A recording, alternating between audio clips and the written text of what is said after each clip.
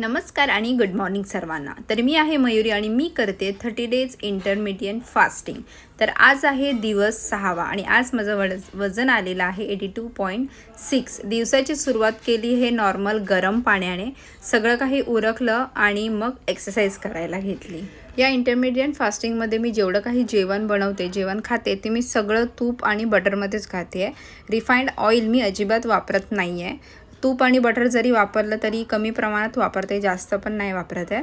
पण हे सगळं मी तुपात आणि बटरमध्येच वापरते। बटर जरी वापरला तरी तो अमूलचाच वापरते, दुसरं कोणतंही नाही आहे। त्यानंतर एक्सरसाइज झाल्यानंतर मी हे नॉर्मली रोजच्याप्रमाणे ब्लॅक कॉफी पियाली आणि माझा लंच एकच टाईम आहे, कारण मी ओमॅड करते आहे।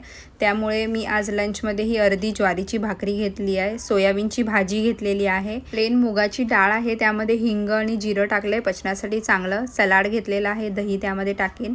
मी माझा फास्ट आहे तो मखाण्याने ब्रेक करेन आणि संध्याकाळी पेरू। तर हे माझं मील आहे। दुपारी 2 ते संध्याकाळी 6 पर्यंत माझी ईटिंग विंडो आहे। त्यानंतर संध्याकाळी 6 ते दुसऱ्या दिवशी 2 पर्यंत माझा फास्टिंग असतो। साधारणतः 19 तास होतात। मी नंतर तो अजून वाढवणार आहे फास्टिंगचा तास। त्यानंतर ऑफिसला निघण्यापूर्वी हे सॉल्टेड लाईम वॉटर पिते, ऑफिसला निघते आणि घरी आल्यावर 10 वाजता झोपायचं।